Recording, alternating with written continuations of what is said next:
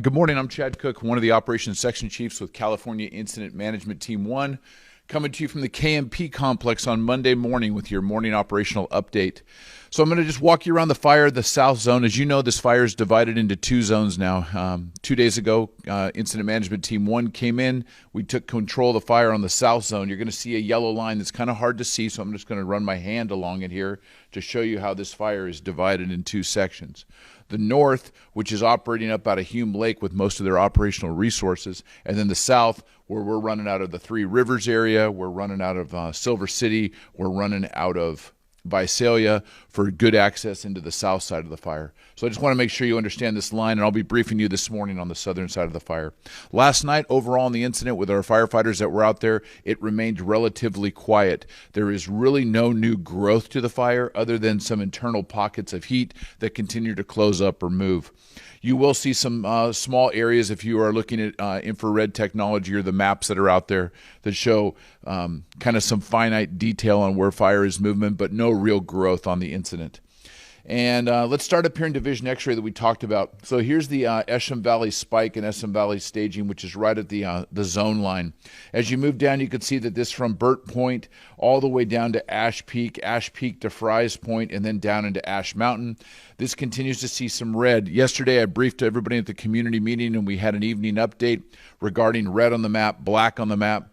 This remains open right here just because we continue to see some heat sources that are close to the line. We have some wind coming in, so we want to just make sure that we have a good handhold on this, so we're hesitant to put it black yet, but there has been no new growth in this area. We're probably not going to get any firefighters in a lot of these areas that are up here just because of the steep, inaccessible nature of this area. So we continue to monitor it by aircraft.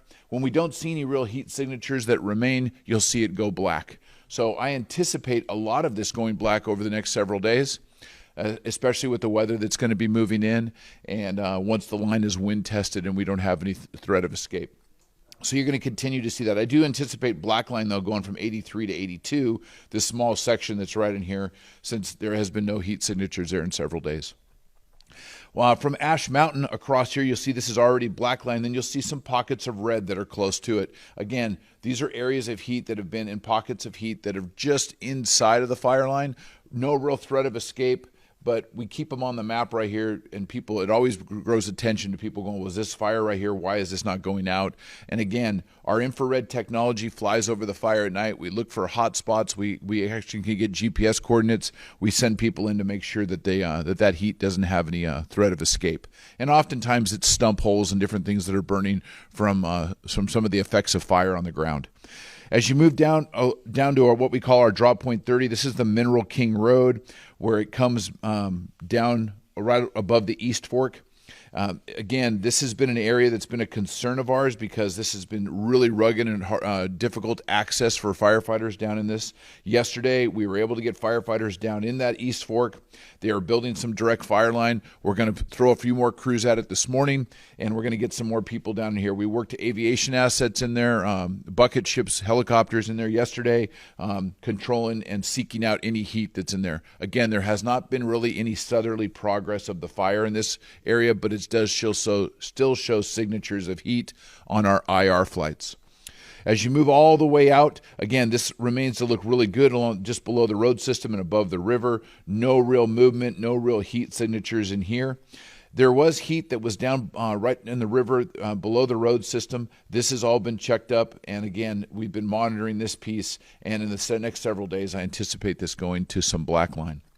Once you get above the road system and you head up towards Paradise Peak, this is that Atwell Grove area. That Atwell Grove continues to have crews that are in there going direct. They're plugging line in all the way along the fire's edge up towards Paradise Peak, and they're going to continue their presence out there over the next several days, making sure the fire doesn't move any further to the east.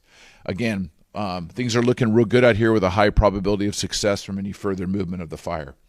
As you get out to this piece, people are asking, what is happening out here? What's going on? Very, very little, if any movement at all, but there is heat out here along the perimeter. We continue to fly it with aircraft. You're getting into high elevation. This is the Redwood Grove area out here. This is very steep, inaccessible terrain.